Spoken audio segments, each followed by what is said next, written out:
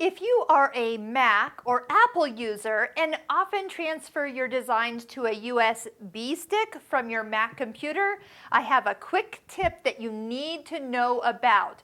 So I have a USB stick put into the Husqvarna Viking Designer EPIC 2.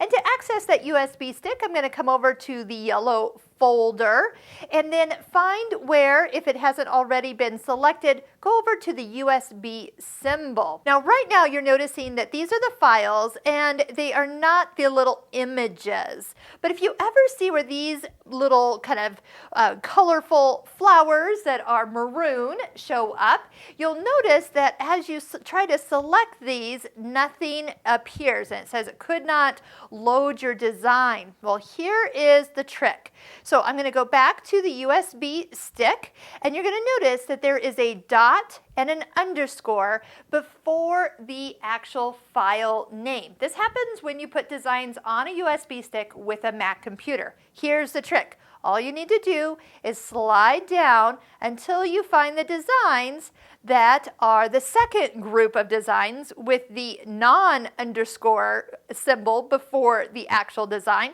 And if you are looking at the names of the designs, you'll see that change right here.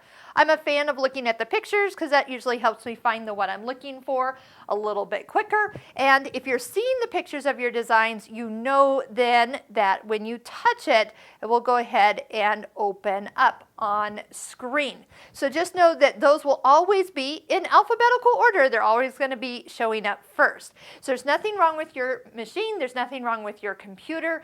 It's just those files tend to actually show on this particular look when you do use a Mac. If you're a PC user, this does not show up at all. It is not an issue. But just know to scroll down to the second half of your design folder files and you'll find all the ones that you're looking for and they'll show in the little pictures.